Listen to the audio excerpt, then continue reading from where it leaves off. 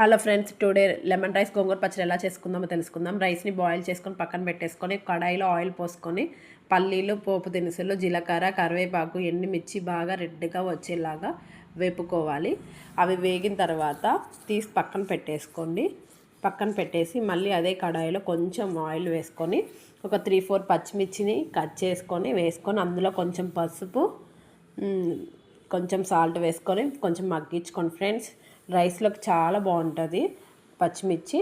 ఇలాగే లెమన్ రసాన్ని కూడా తీసి పక్కన పెట్టుకొని రైస్ చల్లార్చుకొని లెమన్ రైస్ కలిపి పోపు పెట్టినవన్నీ కలుపుకోండి. అంతే ఫ్రెండ్స్, లెమన్ రైస్ రెడీ అయిపోతుంది.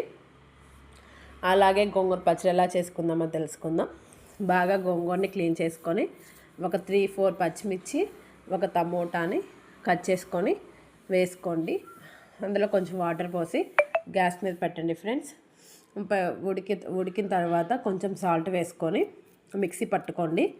మిక్సీ పట్టిన తర్వాత పోపు కోసం కొంచెం ఆయిల్, ఉల్లిపాయ, పోపు దినుసులు, ఎండుమిర్చి అవి బాగా రెడ్గా వచ్చాక కొంచెం కరివేపాకు వేసుకోండి. అంతే. ఇంకా అప్పుడు మిక్సీ పట్టిన గోంగూరని అందులో వేసేయండి ఫ్రెండ్స్. అంతే ఫ్రెండ్స్. నా ఛానల్ నచ్చితే సబ్స్క్రైబ్ చేసుకొని వీడియో షేర్ చేసి లైక్ చేయండి ఫ్రెండ్స్. Bye friends.